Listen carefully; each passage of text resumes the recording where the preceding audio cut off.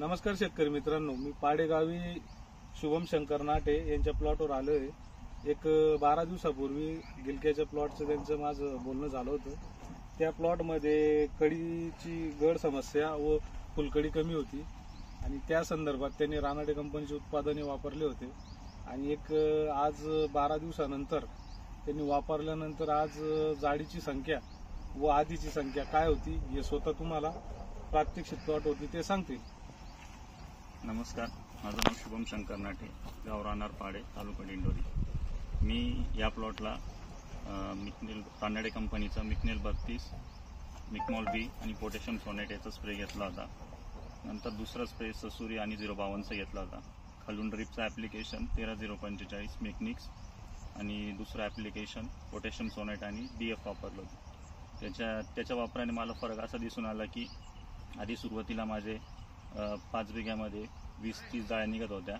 नंतर रानाडे कंपनीचे प्रोडक्ट्स वापरल्यानंतर माझ्या 5 बिघ्याच्या प्लॉटमध्ये 100। आता समजा परवा किती जाडी होती तुमच्याकडे? परवा आमची होती 90 जाळी होती। 90 जाडी। आणि आज परत 2 दिवसानंतर आजचा खुडा झालेला आहे। एक दिवस आड खुडतो आम्ही। एक दिवस आड खुडलाय तर आज किती जाडी निघाली? 110 जाळी निघाली। 110 जाडी चांगली, म्हणजे 96 जाडी प्लॉटमध्ये निघाली। 110 जाळी, 96 जाडी तुमच्यावाली एक नंबर आहे। एक नंबर। आणि बाकी जे निघालेले आहेत, ज्या 14 जाड्या ज्या निघाल्या आहेत त्या बदला म्हणून निघालेल्या आहेत।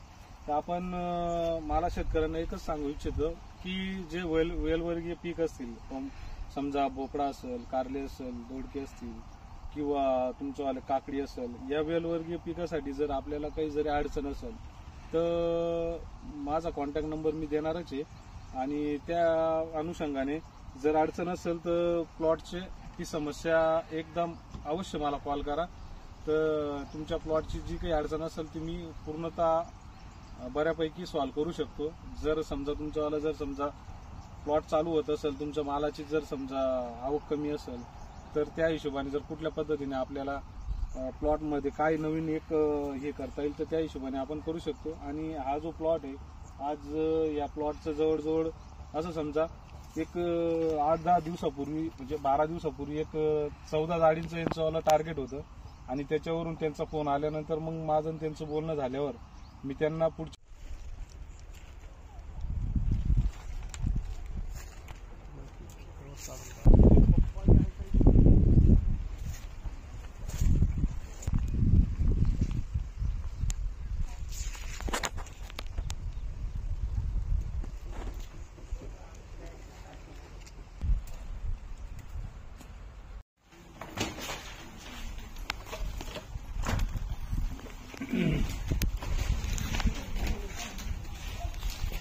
आपल्याकडे जायला लावायचे मामा।